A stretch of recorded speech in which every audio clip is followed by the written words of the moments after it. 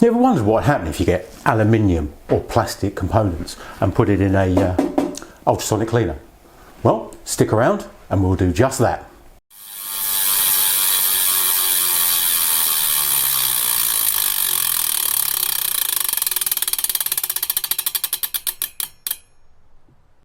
Welcome back to the channel. I'm John, the Ribblevalleycyclist.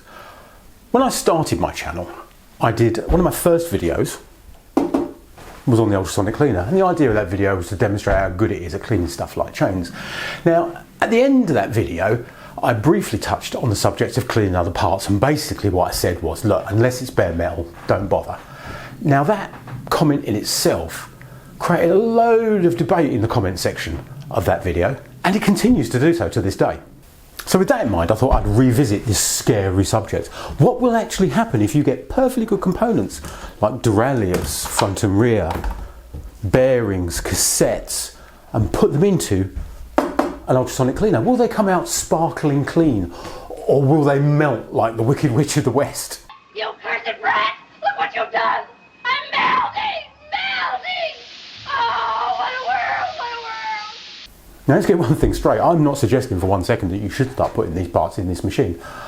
I genuinely have no idea what will happen when those bits come out. So the machine I'm going to be using today is a very generic 3 litre ultrasonic cleaner. If you're watching this video, I'm going to assume you know what it is and what it does. If you don't, check out that video up there. If you're in the market for one of these, check in the comments below. I'll put a link where you can pick one of these up. The cleaning agent I'm going to be using today is from a company called Clover, and it is Viro-sol. To be honest with you, most people that use these types of machines and clean products in this way, they're using either this or something very, very similar to this. Now, if you listen to the internet, you'll hear horror stories where people will tell you this will melt your face and your bike.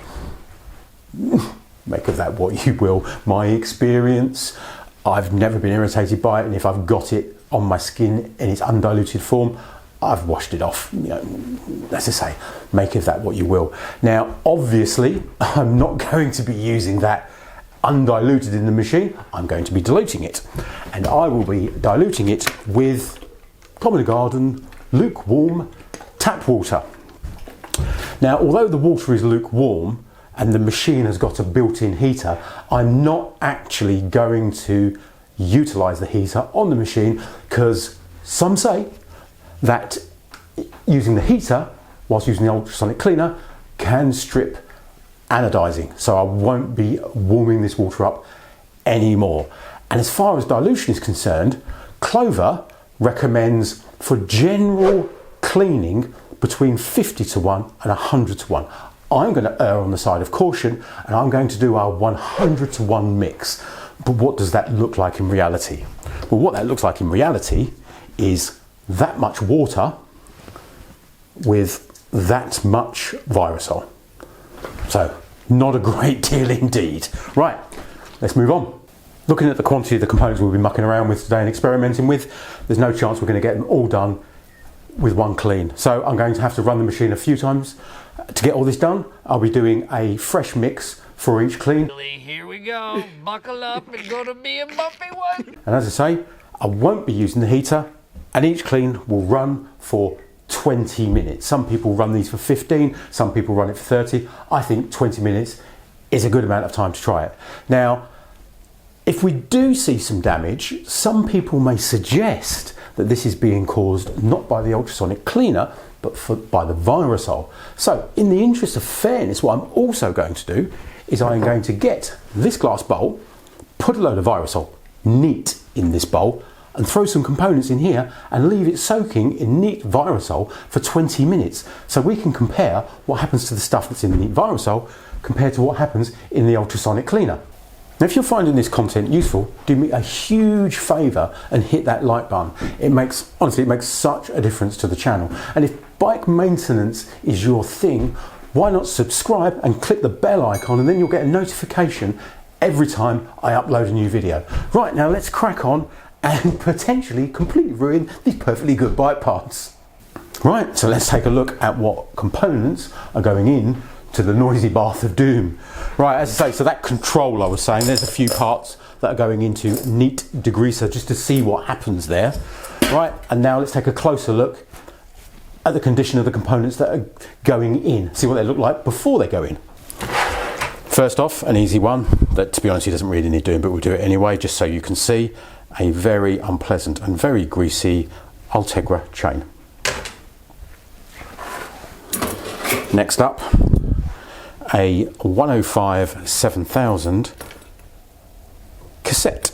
Now this one is actually almost brand new. It's only done a couple of 100 miles, and as you can see, other than it's dirt, it is a brand new cassette with perfect anodizing on the back, so it'll be interesting to see what happens to that.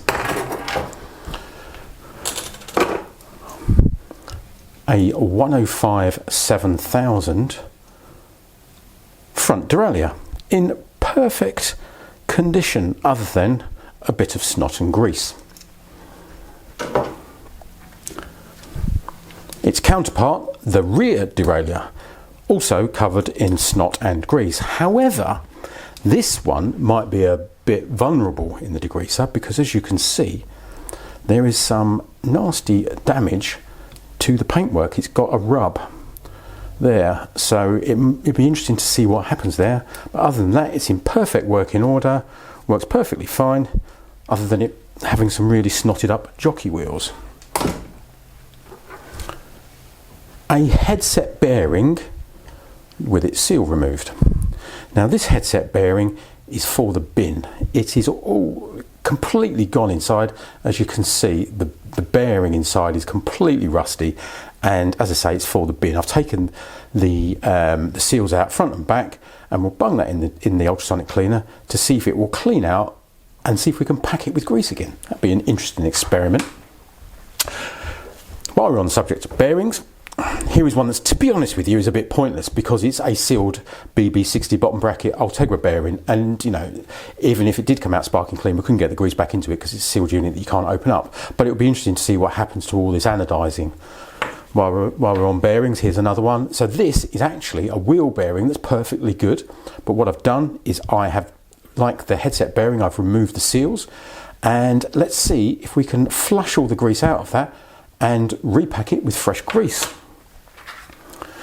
Now, in this box, some nice Uberbike CNC machined, bull raced, anodized jockey wheels. The sort of thing that you may want to put in an ultrasonic cleaner. So we'll get one of those and chuck it in the bowl, and the other one can go in the machine. And while we're on the subject of anodized components, here's just a couple of things. It's a hanger and a headset top cap, just to see what happens to these anodized components, because as we can see, the anodizing on them is near enough perfect. So it'd be interesting to see if we see any dulling of it or any removal of that. So right, okay, so let's get the mix made and get this machine fired up. Right then, so that is the water in the machine. You can see it's currently at 29 degrees. There is our degreaser. In it goes. And let's fire up the machine and put the first component in, and I will see you all on the other side sometime later.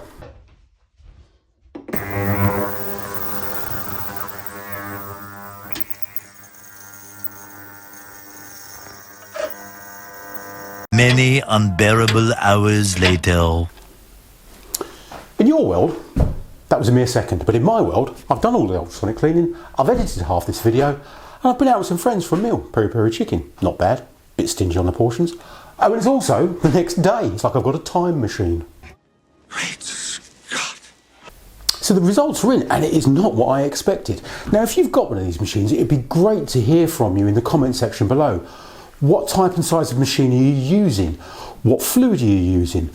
What temperature of water are you using it? More importantly, what results are you seeing? Share your knowledge below. It'd be great to hear from you. Right, okay, so now let's take a closer look at the components that have been through this machine and see if we can see any issues.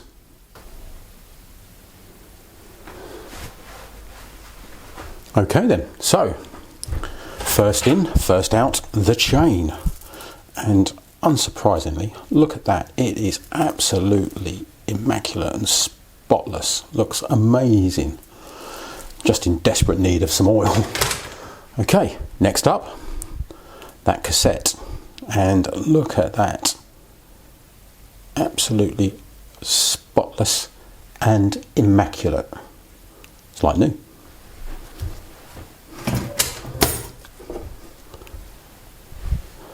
That front derailleur, also absolutely spotless and no signs of damage at all. I was expecting that paint to get damaged, but everything is absolutely spotless and perfect. That rear derailleur, once again, absolutely spotless. This is the one that's got a bit of damage with the paint. I was expecting that to basically spread out and get worse, but no, absolutely fine. Those snotty jockey wheels are immaculate. In all fairness though, they are in desperate need of being removed and being thoroughly greased up because they are completely dry. Now the bearings, here's an interesting one. So there's that bearing that was packed with grease. It's flushed it out completely. And I'm not sure I can get it to spin with my gloves on yet. There you go, no? Spinning lovely, lovely clean bearing. And there's that headset bearing which was filled with rust and snot. And that also absolutely fine. So both of them have come out lovely. Now I'm no Hambini, but it would be interesting to see the results with these if you got them and pack them back with grease again and put them back in the bike, you know, especially if it's a bearing that you can't buy anymore. So it's an interesting result with the bearings. Right, now let's take a look at some of those components with the light delicate anodizing. First up, that top cap, and as we can see here, it has not fared as well. This was a shiny top cap, but now it's gone dull. And if I'm honest, the other parts haven't done well either. There's that jockey wheel, and as we can see, it has pretty much stripped the anodizing on that. And then it starts to get really bad. There's that bottom bracket, look at the state of that. It has completely stripped it. So these are all very, very lightly anodized parts, unlike the derailleurs, which have got more of a paint finish on them and a lacquer. So these lightly delicate anodized parts have been completely stripped. Look at the state of that derailleur. So yeah, these lighter components, they have not fared so well at all.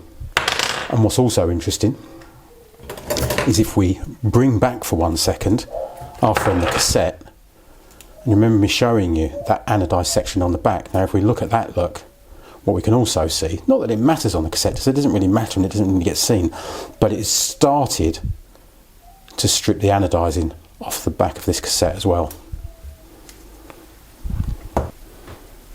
Oh, I nearly forgot. What about the parts in the bowl? Let's tip those out. So all that we did here was we just got this bowl and we just put some degreaser in it and just chuck them in. That one, fine. There's that bearing, fine. You know, compare it to that other one. So yeah, that's come out absolutely fine as well. These parts weren't agitated in any way. They were just dropped in the fluid and left. I think that jockey wheel, I think that's got a little bit, to be honest with you, but it's nothing major. I mean, obviously it's come off to a certain degree anyway because it's been used. And what's also interesting is this bearing. So this is the other to this one here. So this one, because it's not been agitated, as you can see, it's not actually moved the grease at all. It's still sat there, packed with grease, and that's been sat in degreaser for 20 minutes. The only thing that is interesting, here's the front derailleur that went in there, and as you can see, that's absolutely fine. Also, no damage to the paint. However, this bare aluminium part on the back, that's got a little bit of sort of furring on the alloy, and that's the only thing I'm seeing on that. So as far as the components that were left in neat degreaser, other than that little bit of fur in there, they've all been absolutely fine. Now, I did another test that I didn't film. I got the machine and put just cold water in it, and then I put a greasy chain in it and ran it. It did nothing. The chain came out exactly the same way as it went in. So what I then did is I added a bit of muck off cleaner, ran it again, still did exactly the same thing, came out just as dirty as it went in. Only when I add warm water and degreaser does that machine do anything, and then it does an amazing job. But look what it does to delicate parts. So what can we conclude? Maybe we should try a milder degreaser and do the whole thing again. Or maybe when it comes to washing the more delicate components, we should just use old-fashioned soap and water. I know what I'll be doing. Thanks for watching.